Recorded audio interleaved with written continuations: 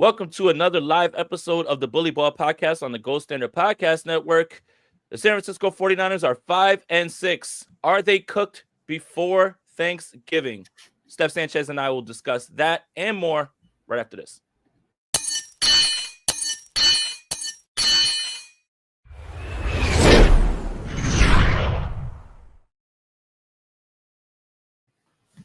I'm Jason Aponte. That's Steph Sanchez. This is the Bully Ball Podcast on the Gold Standard Podcast Network. Steph, before we get into anything and talk about this game, which made me say turn this TV off. My bad. Had to do it. How are you, Steph? I was hoping like we'd get an opportunity to talk about GNX, Kendrick's new album, or just the latest drama, but I think that was perfect. Don't want to overdo it. This is, after all, a 49ers podcast, but yeah, turn the TV off is absolutely right. If we weren't content creators, I don't know if if we would have braved through watching that whole thing.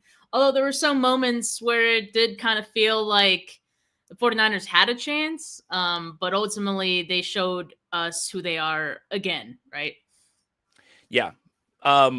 Correct. I would love to do an entire podcast. Hey, Rob, can we just scrap this and just turn this into a Kendrick Lamar podcast? All right, no. Kendrick Lamar is doing more for the Bay right now than the San Francisco 49ers are. Sorry. Whatever. Don't get mad at me. Get mad at the team. And if you want to know where the 49ers are right now, here's where we are, Tuesday, November 26th. The San Francisco 49ers sit one game out of the NFC West for the lead and one game out of a top 10 pick. That's crazy. Make it make sense. Make it make sense. And to Steph's point, the Green Bay Packers were trying to give this game away. It almost was like, we don't want to win this game. And the 49ers were like, no, we don't want to win this game. No, we're going to lose this one. Not you, us. We're going to lose. And, going into this game, obviously, when you don't have your starting quarterback, you don't have your starting edge, you don't have the best left tackle in the world, you don't have one of your top cover corners, you don't expect to win. In fact, Steph and I predicted an L on this one early in the season, maybe even before the season started, right? But for God's sakes, can you put 4 quarters together? Can you just, this is what I'm asking. Before we ask for wins, before we ask for a playoff run, I'm going to ask for the bare minimum. Can you put 4 quarters of competent football together one time this season? Just once. That's all. I don't care if you do that on Sunday. It's still not going to be enough to beat the Buffalo Bills, most likely. But at least I can say they've remembered how to play football, Steph. Is that too much to ask? At this point, it does. I keep it's been 12 weeks that we've sat here for the better half of those 12 weeks, we've sat here thinking the following week might just be the week where they put it all together. They muster up all this anger, all this urgency that they've been talking about, right, into a winnable performance. And we haven't seen that. And for all the people who are still holding on to hope, listen, I'm not going to judge you for that. I always say, if you're inherently a positive person, you're probably going to lean towards being an overly positive fan. But I'll just say this. I would challenge anyone who thinks that the 49ers really have a chance at the division to tell me one thing that the 49ers have improved throughout the season that isn't based on an individual performance. Oh, what? I had 2 things. What? They've got a franchise punter now. Be serious. Hold on. Let me cook. Hold on. Let me cook. All right. They got a franchise punter now, somebody who can actually punt the ball really far. And they improved their red zone. They went 1 for 1, 100%, baby. Oh, wow. Yeah. All right. You know what? Right. You know what? Yeah. Nobody can say that this podcast is negative. Nobody can say that. 1 for 1 in the red zone. That's 100%. You know what? Baby. That is an accomplishment. Yeah, that they improved their percentages there. But in all seriousness, there hasn't been anything to hang our hat on this season. And I think the only thing is, George Kittle has been amazing, which again is individual performance. The rookies have been amazing, which like for the most part, like individual performances. And that's really it. And there isn't anything aside from the fact that they've done it before, and aside from holding on to things that this team has been in the past. Like that's really the only thing that people are holding on to, right? So this season, to me, it's done. Like it really is done. And I hate to say that, but it's the truth. And I've kind of been feeling that way for a few weeks now. I've been waiting for this team to put anything together to improve at all, even just a little bit. And it almost feels like it's getting worse. Like that first quarter against the Packers was everything wrong with this team. Just missed tackles, penalties. It doesn't, where does it stop? And we're seeing bad individual performances from, guys like Jake Brendel. Jake Brendel is like almost single-handedly wrecking plays for the 49ers in terms of like the run game specifically. And we're even seeing Fred Warner like be a shell of himself right now. It almost feels like he's trying to maybe do too much in turn. Like that's hurting the entire defense. You're seeing Debo somewhat be a shell of himself as well. It's just a lot of different things that we're not used to seeing with this team. And I think it's just, and I hated to say this, right? Like I wanted to deny this as much as I could, but like Super Bowl hangover, right? Like it's real. The one time Super Bowl hangover, like maybe is not that bad. But like I think Jay is just the fact that they've been at this for so freaking long. Like they look exhausted, like mentally. It's just not there. We hear them say each and every week, we're angry, we feel the urgency now, like, we're one game behind, we can still get in this. And then to put that product on the field, it doesn't match the same energy, right? So that tells me it's something beyond just like what we're seeing this year. So I don't know. It's been bad all around, and I just want to look forward to 2025 at this point. Well, I've already started, gathering up as much college tape as I can on offensive and defensive linemen. So, that should just tell you where my head is at. But I kind of wanted to go back to what you were saying, and I thought it was really interesting because this is where I was going to connect it, right? And 2021 is kind of the year that we point to that the 49ers have had this same sort of ordeal, right? They were 6-7, I believe, at one point, right? And then they went on a run, to finish it. But I want to point out two different things and something that's maybe a little bit stale from that in terms of it's been formulaic with what the 49ers have tried to do personnel-wise and roster building. So in 2021, you take on reclamation projects like Charles Omenihu, Arden Key, those guys, right? And they become very productive on this defense. Then in 2024, you try to do that again, bargain base dive on Malik Collins, bring in Leonard Floyd, you turn gross models, but that only works when you've got Nick Bosa and Eric Armstead and other guys. Like that strategy only works when you've got a bunch of other studs on there and you have rotational guys. You are now relying on these players, and that's due to injuries. Obviously, Javon Hargrave is hurt. The same thing. Bosa misses the game. Again, that part, right? Another thing, in 2024, the 49ers had a spot start. Let's just say, right? Let's just say Brock Purdy goes, let's just say Brock Purdy goes into, whatever, he plays Sunday. Spot starts happened in 2021, and they happened with Trey Lance in the season on the line. And you know what the 49ers were able to do in that spot start? They were able to win the game. And they were able to generate some sort of offense, even regardless of what we think about Trey Lance.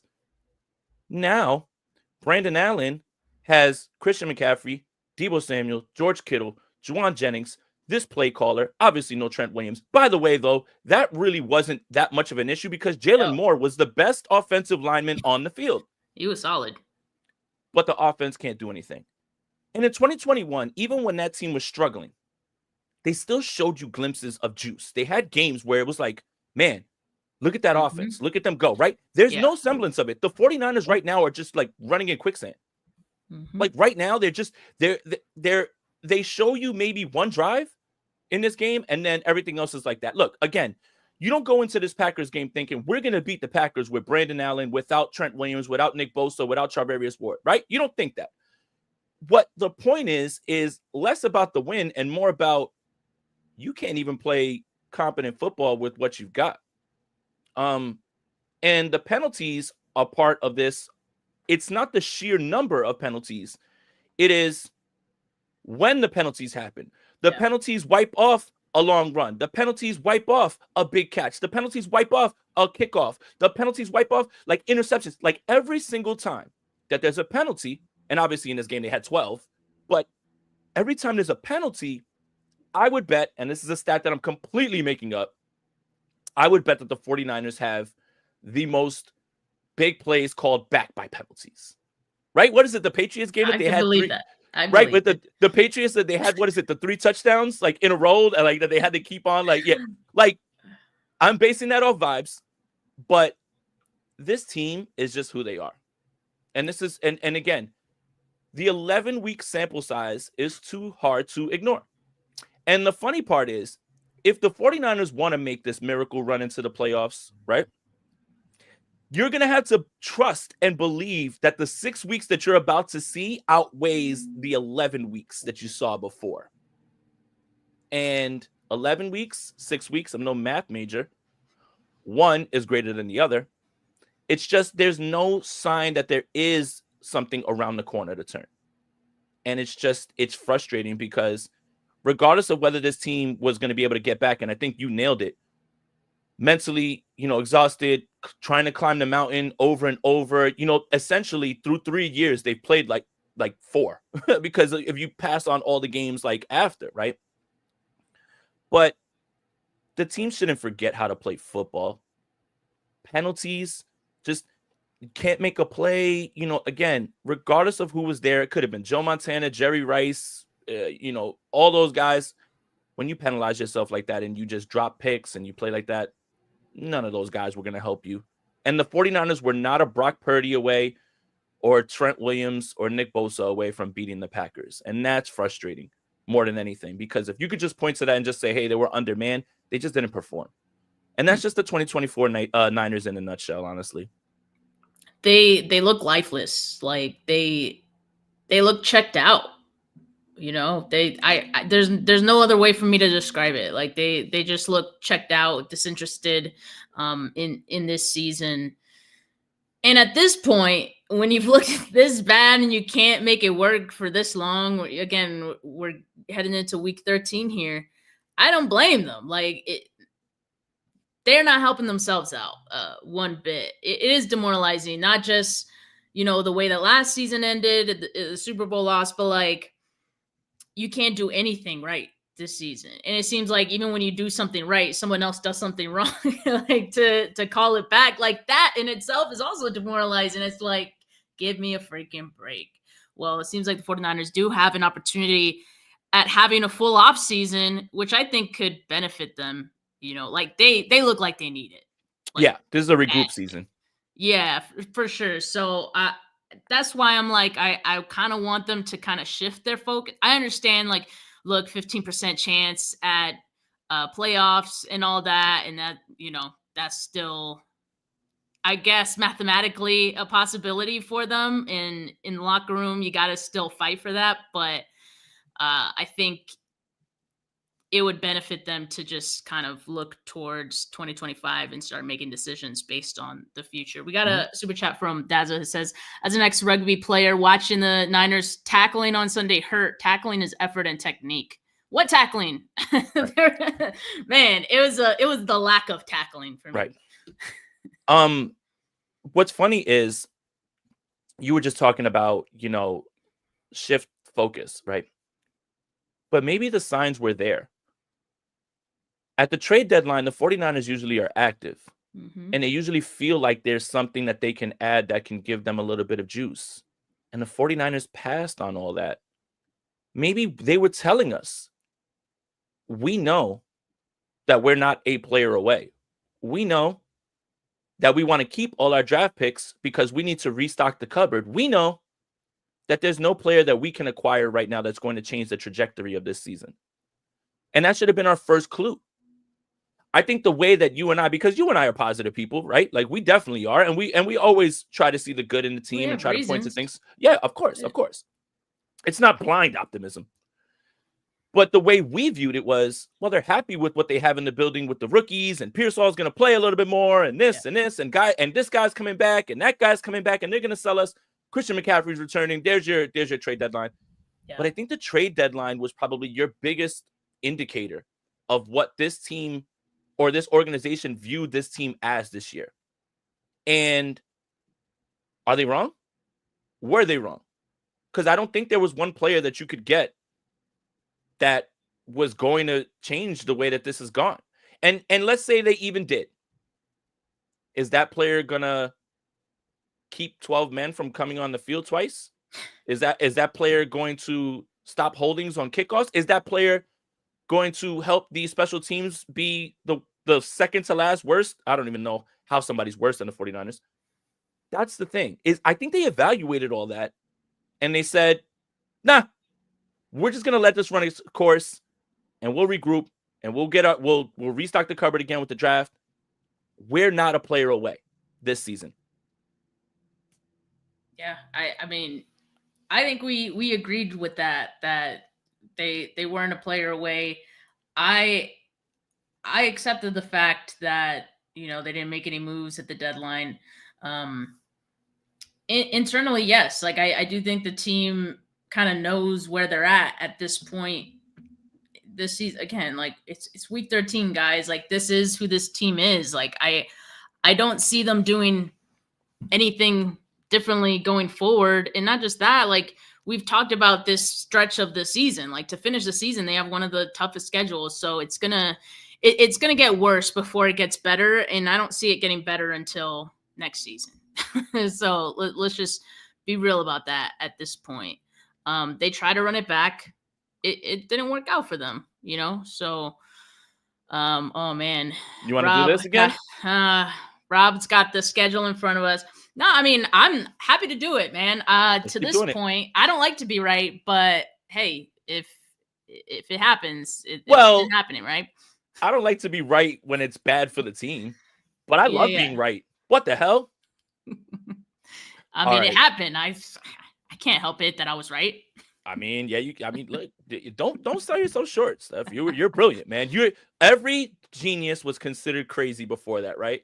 And you're the one who said, I think they're gonna lose to Seattle, they're gonna lose the Packers. Hey, give Steph her flowers, but let's do it.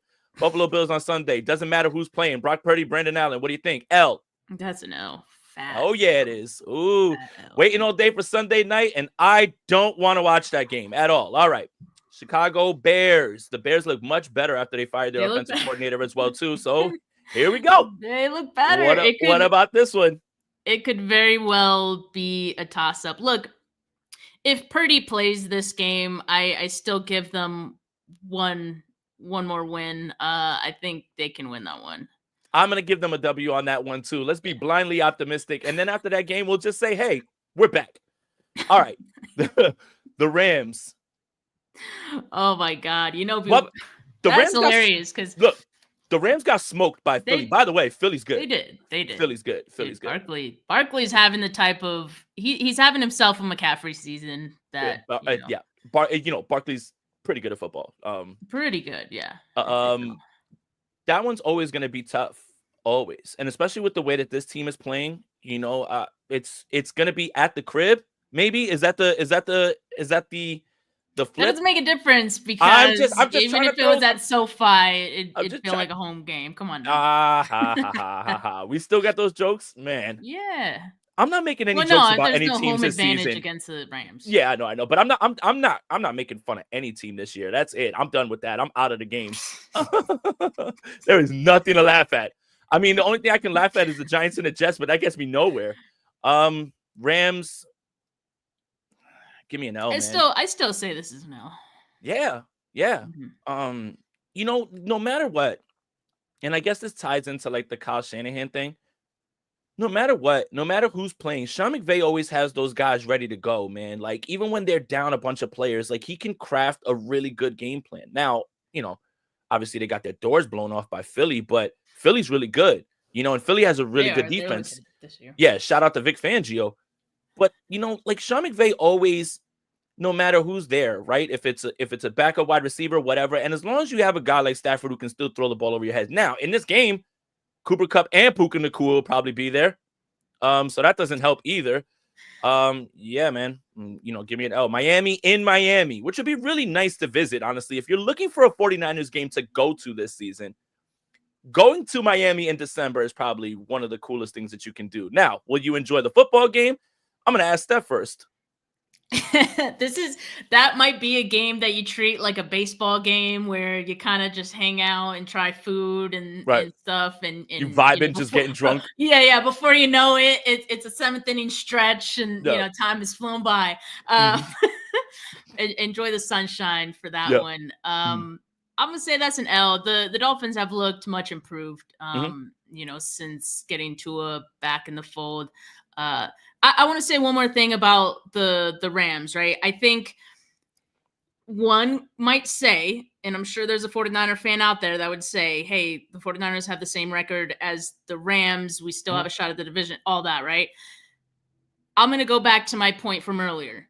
The Rams have something to hang their hat on. The Rams have seen some improvements, and that is despite the loss against the they've played a full 4-quarter game this season. Yeah, at least one. Congrats to them. No, look at how the bar's in hell right now for us even saying that right now. That's what I'm saying. I mean, so for anyone that would question why we would give the 49ers an L for that game, that is exactly the difference in that one. Oh God, do we have to do this next one, Jay? Oh man, get out of here. The Lions are gonna roll the Niners. Get out of here. L, see that. Lions, yeah, that's an L. L for Lions. And then rest everybody for that Cardinals game because it's not gonna matter anything. Just make sure you get no serious injuries, anything like that. Just play some of your rookies, play some of your roster bubble guys for next year, and just get on out of there. Who cares? I want them to start doing that now. They can't. They're one game out. I know. They can't sell that. I mean, look. All right. So let's do this because this is a really good exercise. The 49ers, again, I will repeat it for anybody who doesn't believe me. The 49ers are one game out of the NFC West and one game away from a top 10 pick at the same damn time. The Bengals right now have the 10th overall pick at 4-7. The San Francisco 49ers sit at 5-6. How many games can you actually believe the 49ers are allowed to lose going forward if you think they're going to make the playoffs? They've already lost 6. Like literally 0. 1. It has to. No, like in my opinion, they can't lose any. Well, they can't lose any. Well, going back to the historical data, and shout out to my guy Andrew Pasquini. He's the one who pointed this out. 7-win teams have made the playoffs, i.e., the San Francisco 49ers in 2021, right? But so they already have 6 losses. They realistically can only lose one more game. So is it no? So no, just listen. I don't want to because this is me throwing cold water on the idea of any sort of playoff run. Here it is. Ready? Are they going to shock the world and win on Sunday against the Buffalo Bills? No. Are they going to beat the Detroit Lions? No. That's 2 already. So it's done. They're not mathematically eliminated. They're eliminated in my heart and in my mind. Yeah, no, the reason I didn't even want to hear any of that is because like I do feel like there's some people holding on to that, and it's like that one meme where it's like just let it go, it's over with the backpack hanging on by a string. That's what this season feels like. You're just putting off the inevitable. Mm-hmm. Like if the 49ers win this game, like they're not making it to the playoffs. They can't lose any more games. And we've been saying that since the bye week. The team has known this, by the way, like since the bye week. They've said things like this since like the bye week. No, but don't worry. This week they're angry. Exactly. That's what I'm saying. Like, why am I to believe that this is going to be the week where you're going to change things? And there's no way, again, like the locker room, coaches, you gotta keep some hope, right? Like that, you can't just say like it's over, but mentally in everyone's minds, everyone's thinking the same thing. That's why you're seeing the type of product that we're seeing so far. Like what we're seeing is reflective of what this team feels about themselves. We got a super chat from Corey. He says, Niners going into the offseason like Zoolander. Really good looking, but who am I? Do we have a QB? Core passes prime. Do we work anymore? Well, I think the Brock Purdy discussion is just going to be coupled on the fact of like we have to figure out what's going on with this shoulder and what's going on. That's in my opinion, if the shoulder has any chance of being further injured, shut him down. Shut him down. Core passage prime, the names on the back are going to change a lot. A lot. This is going to be your roster turnover spot. Here's optimism. The San Francisco 49ers draft class this year is really good. Let's do that again. And not all the way because they've hit on so many picks. If you get 2, 3, 4, maybe contributors. And again, a draft hit is on a spectrum level, right?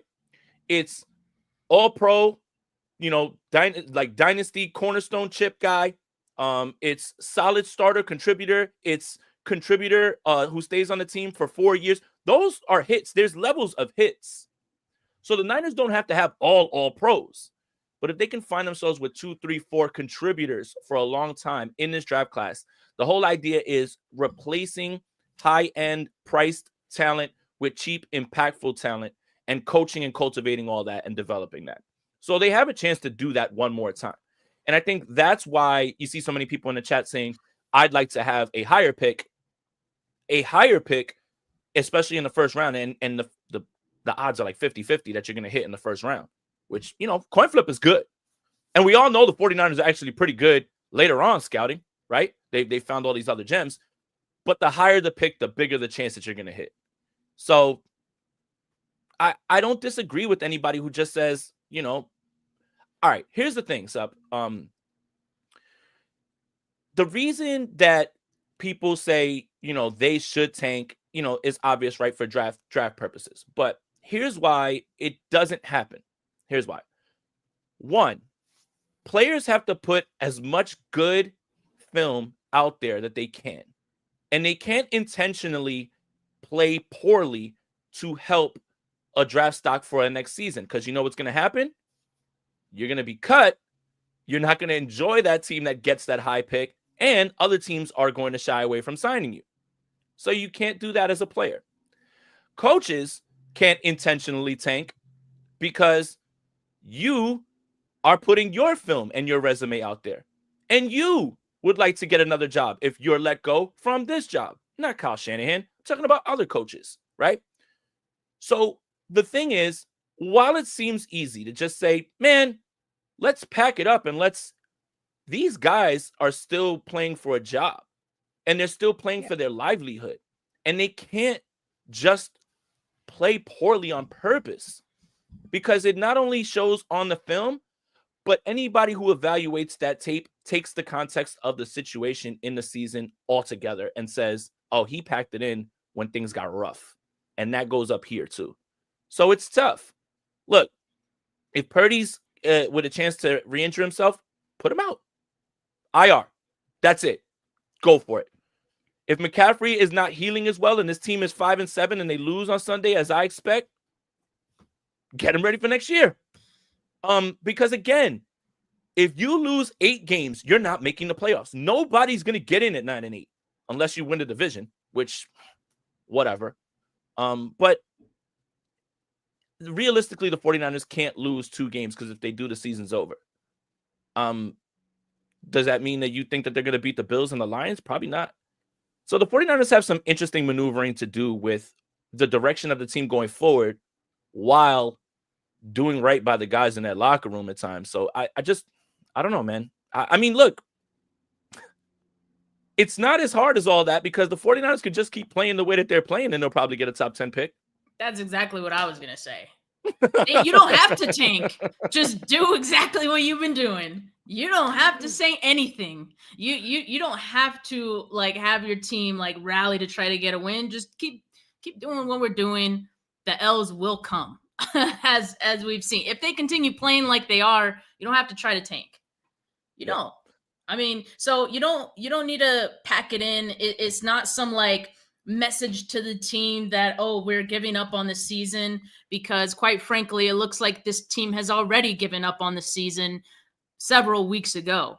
So just continue doing what you're doing. And I agree. I think like the 49ers need to be at a point where you're not just looking to save face for this season. What matters more is 2025. And you have a lot of money tied to some guys who are currently dealing with some injuries, or you're about to have some money tied to Brock Purdy, right? Who's dealing with a shoulder injury. So at a certain point, like you have to protect that investment, right? So that's the way I'm looking at it at this point. You don't need to try to tank, right? But I would like to see you protecting your investment, and I'd like to see some more of a development plan for like the younger players, guys who I think we can assume are going to have bigger roles next season. Because look, we've already said it. There's going to be guys on this roster right now that are starters who are not going to be on this team going forward. So what is the point of them taking snaps away, valuable snaps away from younger players who could be learning on the fly, who are just as well capable of making the exact same mistakes that some of the veterans are making, right? So that's where I'm at. And like, you know, there's people that argue with that and, oh, you're tanking the season. You don't need to try to tank the season. Like, the season's been tanked. And that, like you said, that they're one more loss away from a top 10 pick. Yes. That's wild. That's wild to me. I knew it was bad, but damn, I didn't even know it was that bad. And they need, if they can get like top 15, between top 10, top 15, that would go a long way to helping, I think, this team retool. Yeah, if you want to get a top 10 pick, just, you know, go in front of the microphone, say we're angry. We you know, we have the sense of urgency. We have it. We can fix it. All you have to do is just pretty much keep doing what you're doing. Corey says, Aponte, do they really pay Purdy if he goes on IR? 2 serious injuries to his throwing arms in less than 2 years, plus the elbow seems to bother him. This is the $15,000 question. Because there is no 5th-year option or anything like that, because obviously he's the last pick in the draft. This is something that is kind of scary. And this is why 49er fans are nervous. We feel like we've got our guy, and now another injury. And it's not an ACL, it's not an Achilles, it's your arm again. It's your shoulder. It's what you need to throw the football with. And the 49ers have to do some soul searching here and better be very, very convicted in the injury report that they get back and everything, because they have 2 MRIs. And I don't know if Brock Purdy is going to play on his 4th year. Like he still may just go. Now, does the discussion change from, are you going to pay him $60 million to something different? Maybe. And that would actually be something that's a little bit more of a godsend. Like if he could get himself like a Baker Mayfield type of contract, which is around $40 million, I think a lot of people would be more comfortable with that. But I think it's really up to them and what they believe the injury is and what they believe he will be going forward. But it's a tough discussion right now, and the injury just makes it even tougher. And if Purdy played this entire year, and let's just say the 49ers still continue to like lose these games and everything, but Purdy was healthy and, you know, he looked fine, right? Like all those things, then I think the discussion changes. But this injury just throws a monkey wrench into everything. And all it does now is just add an extra layer to the discussion and the discourse. And Daza said they also have a lot of money in a cooked Debo. Yeah, I'm a Debo defender, man, but there's nothing to defend, man. Lock in. I'm sorry, man. I'm sorry, man. I'm sorry, man. I'm sorry, man. Look, what I despise in other teams sometimes is starting to come out now with Debo, right? Like when shit is good and you're bouncing around with the boombox and you're dancing, everything's fine, everything's good. But as soon as things get a little rough, little mean, a little tough. That's how you are? I mean, leaving and not speaking to the media, whatever. But man, catch the football.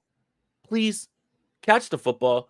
I think the juice is still there, but the problem is that it's far and few between now. You'll have that moment where you're like, there goes Debo again, and then you're looking and you're like, damn, where's Debo? Mm-hmm. You're a captain, man.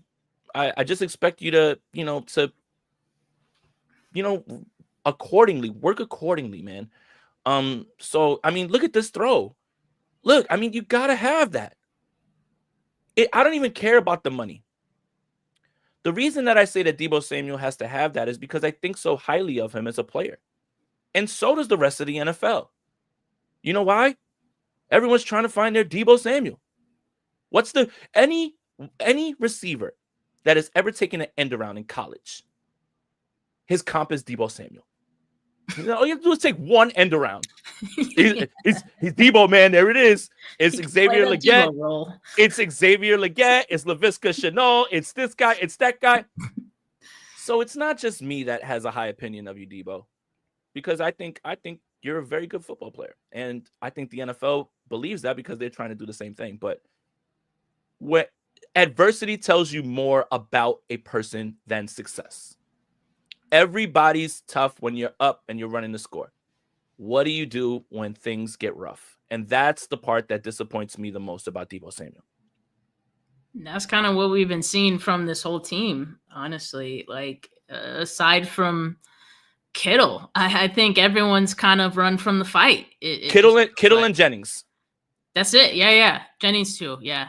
It seems like those are the only two that, have been here for the team the entire season when they've been healthy, right? So yeah, Deebo, I think the writing's on the wall. I've been saying it for a couple years now. Again, you try to run it back. It didn't work out. So now you have an out. And the question is this Deebo's last year with the Niners? I think it should be, but there's this conversation, Jay, of like, does Kyle have too much of an attachment with certain players? Yes. And Deebo being one of those guys. Yes. Right? So do you see there being a possibility that they bring him back next year? Well, they restructured him. And that just makes things more complicated. I mean, when Ricky Pearsall was drafted, you figured, okay, they're going to pay Ayuk, they're going to use Pearsall in that way, and they'll try to find something that they can get for Deebo. But I kind of wanted to go back to what you were saying about Kyle and his attachment to certain players. So here's how I'm going to lay this out. Kyle is a person that when you're a player for him, he wants you to be exactly where he wants you to be, regardless of your skill set, your talent, or your upside as a player. Meaning, I need to trust you, regardless if there's a player behind you who has a little bit more juice. Let me give you an example. On a certain play on a timing route, you want Chris Conley in a good spot. You throw the ball to Chris Conley, he catches it, but he gets tackled right away because he's not slippery. He doesn't have yak ability. It's Chris Conley. But you like that, Kyle, because he's where you want him to be. And that's more important than whether you can make a play after. Now, Ricky Pearsall has a chance to not be in that spot, but Ricky Pearsall can catch the ball if he is in the right spot and then get away from somebody and make something happen. But the trust factor and your attachment to the details of you need to think like me. And if you're in the spot that I put you in, then I don't care if you can make a play after. Just do what I say. And that part is so rigid and frustrating with Kyle Shanahan. I am not above criticizing Kyle Shanahan. I'll take it one step further. This is Kyle Shanahan's worst season as a San Francisco 49ers head coach. And I don't even think that's a brave take. I don't think that's something that's a hot take. Even in 2017, and I was discussing this with Rob earlier, even in 2017, when Kyle was taking his team over and trying to reshape the culture, get buy-in from a team that was devoid of talent on the roster, the 49ers were in almost every single game. Remember? They were 1-10. Then they went 5 straight when that Disney prince comes in as quarterback. But that was one of his best coaching seasons. I'll double that down and say that his other best coaching season was 2021, when his team was teetering on the brink of failure after losing to Arizona, right? We remember the Chicago game, right? Like where, he tells Jimmy, hey, this is simple shit. Let's go. Trey Lance was warming up. They were getting ready to make a move. This team was teetering on disaster. And he pulled it all together, and the 49ers made the NFC title game. 2017, 2021, the best years, in my opinion, for Kyle Shanahan as a coach. This year's the worst. And it's the worst based on the way you're managing this roster, the way that you put this coaching staff together, the play calling, the lack of creativity. Did you see Matt LaFleur and the way he's incorporating all these new things into the run game, where in the beginning of that game, I thought, oh my God, this is their get back for the NFC Championship game. I thought Jordan Love was going to throw the ball 8 times. Where is it? Where is it? So yes, Kyle, I don't want you fired, but this is your worst year, and you need to take accountability for that. And I think accountability and resting on your laurels and pointing to the past is right now, the thing that is plaguing this team the most. Like, you're sitting there and saying, yeah, we can figure it out. We've done it before. That's entitlement, and that's not really working. And this season is just not working for Kyle Shanahan and this team. Yeah, and Andre says that's why he don't play the rookies, and that's why he shelved Mason for CMC. As far as the rookie thing, like, yeah, I do think that's part of the reason why we're not seeing some of these younger players get more opportunities. I mean, and I know the quarterback throws the ball, but I mean, Ricky Pearsall hasn't gotten the target in 2 weeks or a catch in 2 weeks. Like, that's crazy. That's your first round pick. And I think we've seen that kind of through the course of the last few years, where the 49ers, just especially on offense, haven't wanted to put younger players out there, even if maybe they have the higher ceiling, or have more juice than maybe some of the younger vets, and in different moments that maybe would tailor a younger player's skill set better than, maybe some of the vets. So I think that does hold back development. Like, we've talked about this, right? And it makes me worried that going forward, when you are going to have to rely on younger players, that we're not going to be able to retool this team like we see that we need to, right? Because you're obsessed with your veterans, and you're obsessed with like guys who you went to the mountaintop with, which I get it, but like, time is done. The time is done for a lot of those dudes. So this offseason is going to tell us a lot about what this team feels, but ultimately we do know Kyle has say in everything that happens, and we will know what moves have Kyle written all over it this offseason when some of those decisions have to be made. So yeah, it'll tell us a lot. But right now I have some fear that that's going to be something that could potentially hold this team back. Yeah. The 2024 49ers, frustrating. That's the word to describe them, right? That's going to do it for this episode of Bully Ball. Thank you guys for joining in. Make sure you guys like this video, subscribe to the channel, subscribe to the Gold Standard Podcast Network, wherever you get your audio podcast. Make sure you follow Steph on Twitter at Steph49K. Follow me on Twitter at JasonAponte2103.